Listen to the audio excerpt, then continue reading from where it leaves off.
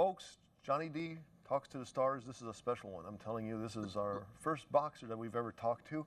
The gentleman's name, Carlos Palomino, and we'll talk with Carlos, and he'll tell us all about how he got into boxing and what's going on today. Carlos, welcome to my show. Oh, thank you very much. I appreciate it. Thank you for having me. Well, Carlos, okay, starting with, again, how did you get into the world of boxing? It was all my dad.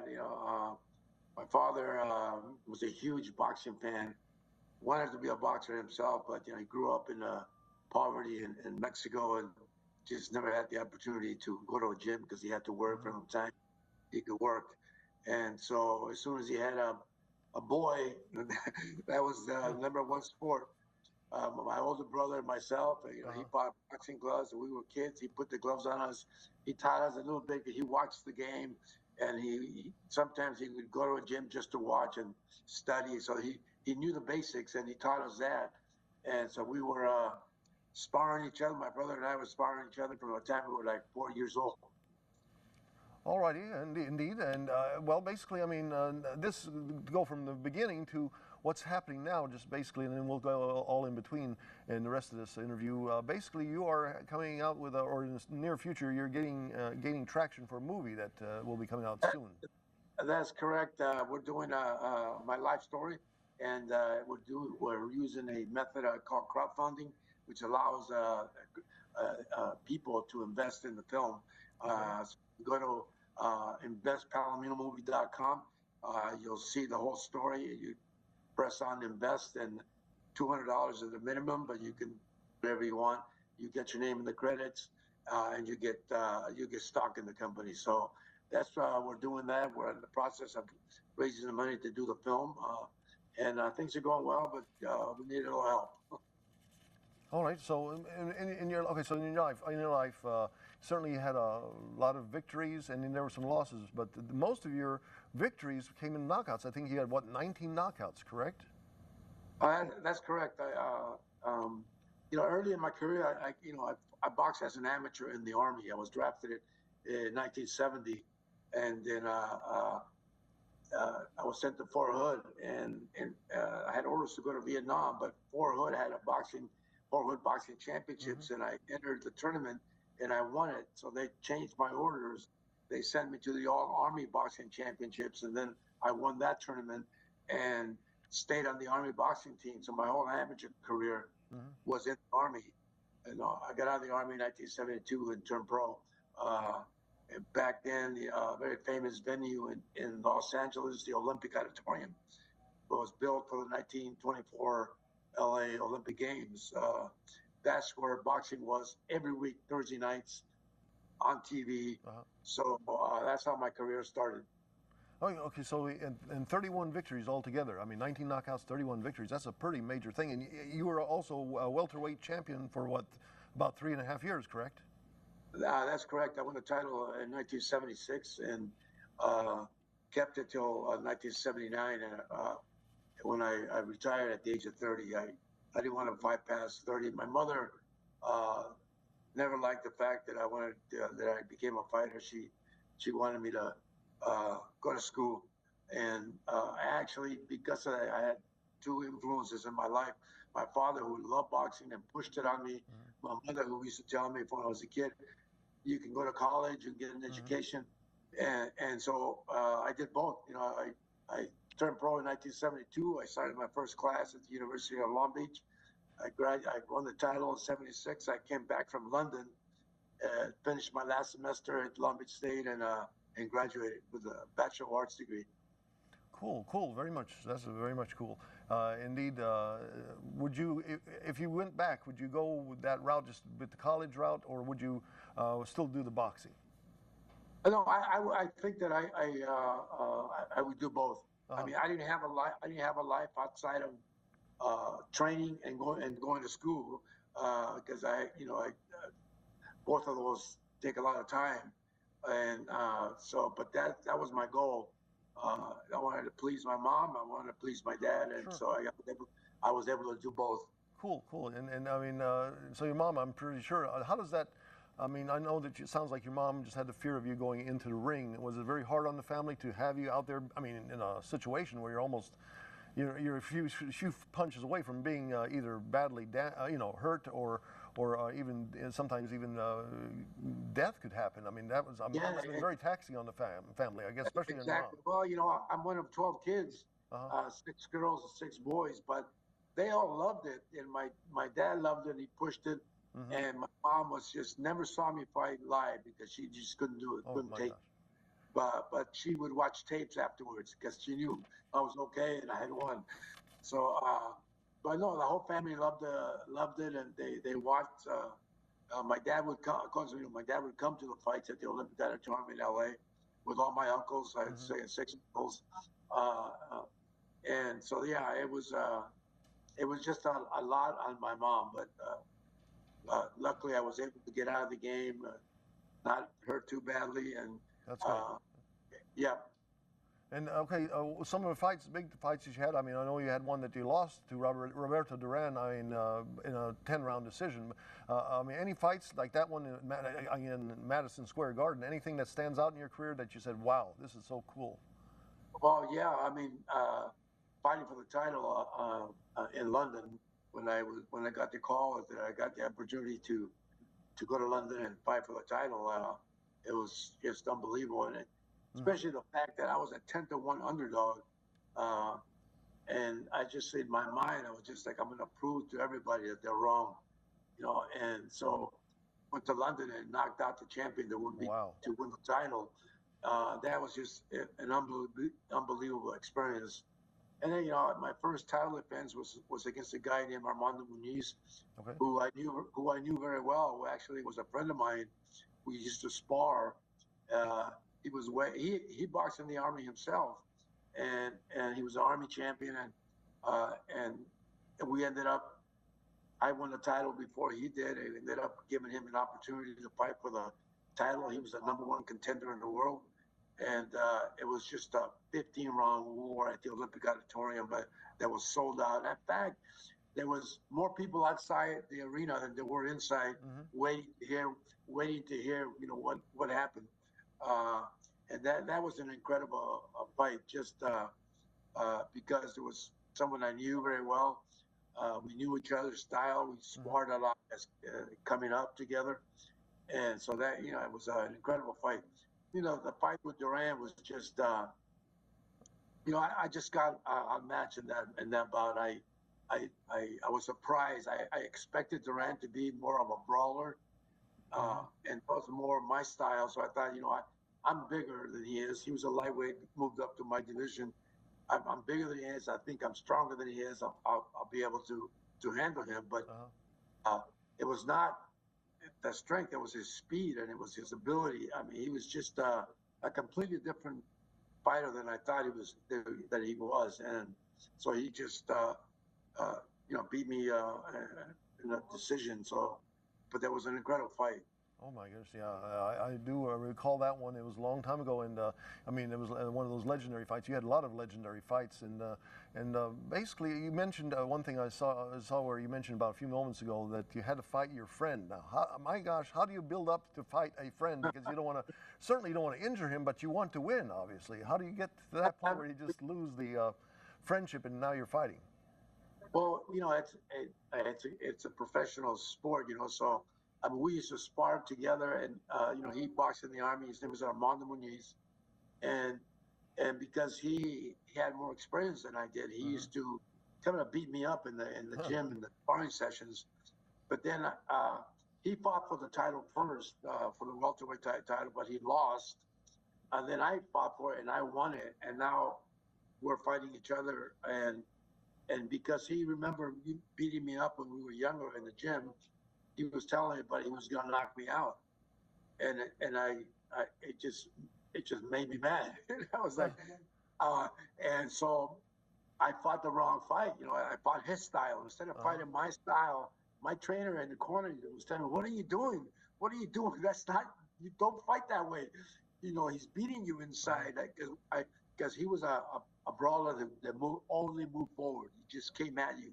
So instead of boxing and moving around him, I was staying with him right in the middle of the ring, and we were just trading blows. And finally, around the 7th round, I went to the corner And my trainer said, "You've lost every round. When are you going to start the box instead of brawl?" And then it kind of hit me, and I said, "Okay, I'm fighting the wrong fight." I went out and I started boxing, moving sideways away from him, and landing and not getting hit back. And I ended up stopping him, knocking him out in the 15th round, last round, with 10 seconds to go in the fight. And it was a fight of the year in 1977.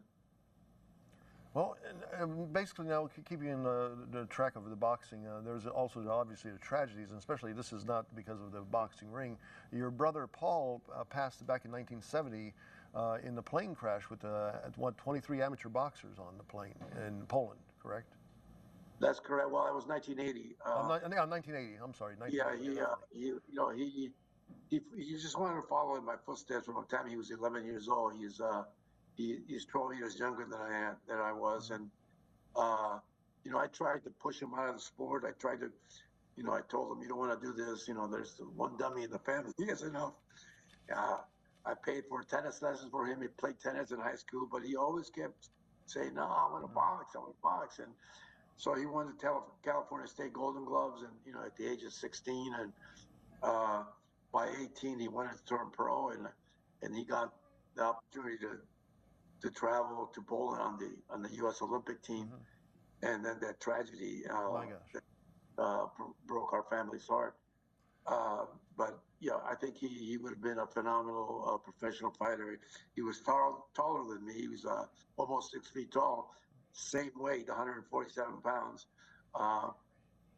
He was 16-0 as an amateur with I think 14 knockouts. So he could punch.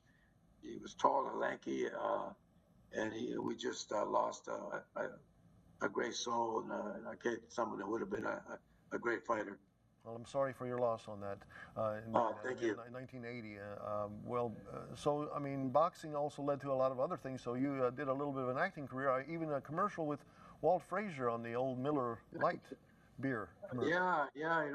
I was in the gym one day, and we got a call, and they wanted to audition boxers for a light beer commercial. And I was picked as one of them, and I told the casting person was on the phone, and I said, I'm not an actor. I've never done anything like that. They said, "That's what we want. We don't want an actor. We want an athlete." And so they flew me to New York, and I know they must have auditioned 50 guys, athletes from different sports, several other boxers, and I ended up booking the gig, and I got it. So after that, I was like, "Wow, this is nice, and I like this.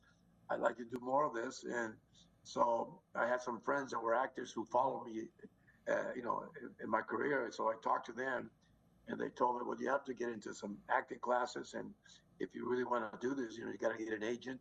So I ended up, I retired in 1979, and then I jumped right into trying to pursue an acting career, and I got an agent.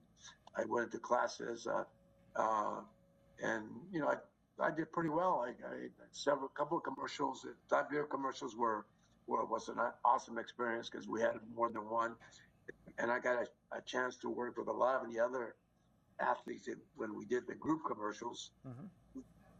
And I auditioned for roles. I got parts. The biggest film I got was Geronimo, and so yeah, I've had a great time doing that, and I'm still available to auditions and cold call. Somebody will want me.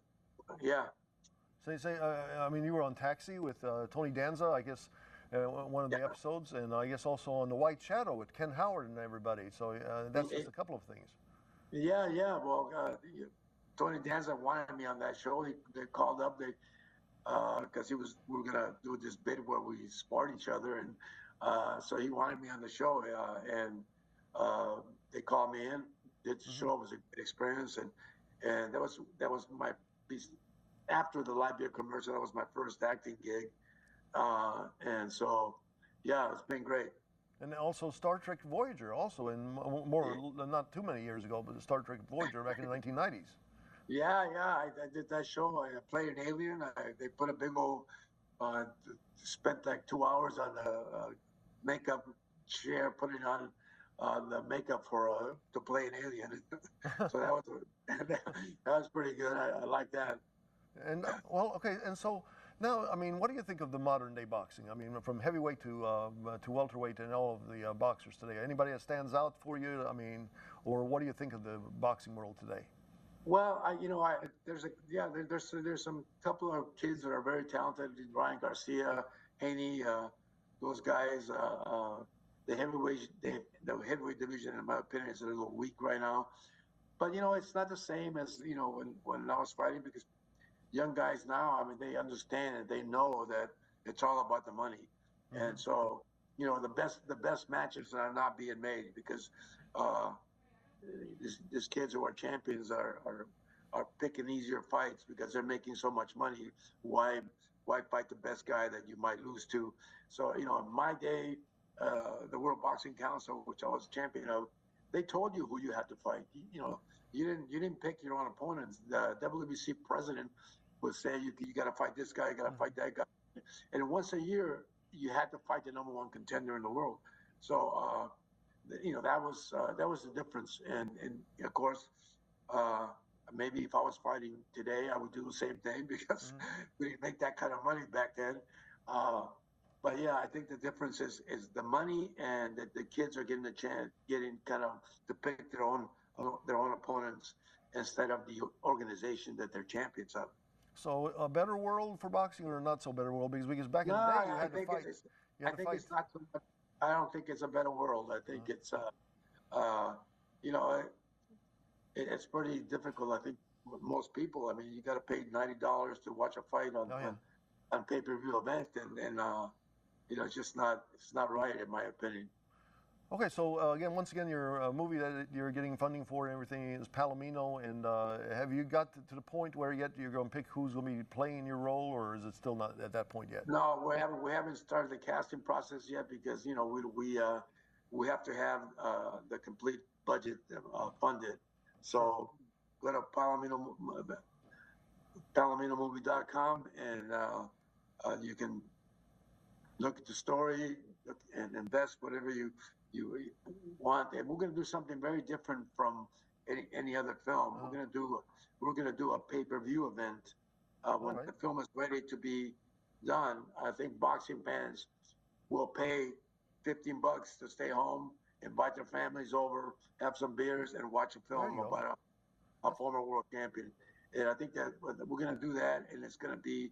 I think people will be able to get their money back a lot sooner than normal, because when you talk about a feature film, Hmm. and you got a studio involved that it goes out to theaters, and before you see any money, it's going to be a couple of years. So this way we're going to do it quickly. And if you had a choice, who would you want out of all the actors out there? Is there anybody out there that you think, wow, it'd be cool that this person would play me? Well, man, we're going to start. We're going to have to cast somebody Uh-huh. that can play me at 19 years old. So uh, I'm looking around at all the young Latino actors, and there isn't very many. So we're going to have to. I'm not really sure. We're going to have to do like a national search, Hmm. go around the country looking for young actors who I think might be able to play me. We're hoping that to get someone with a little boxing experience, so it won't take long for me, because my plan is to train whoever the actor is, to train him to Hmm. play me in the boxing for the boxing scenes. So we're not sure. All righty. Well, Carlos, it has been a pleasure to have you on my show here. You've had a great career, and it looks like you've still got a lot more around the corner. Hopefully, get some pretty good acting gigs and stuff like that. All right. Thank you very much. I All right. appreciate it. Well, thank you, and God bless. All right. All right. Bye bye. Bye.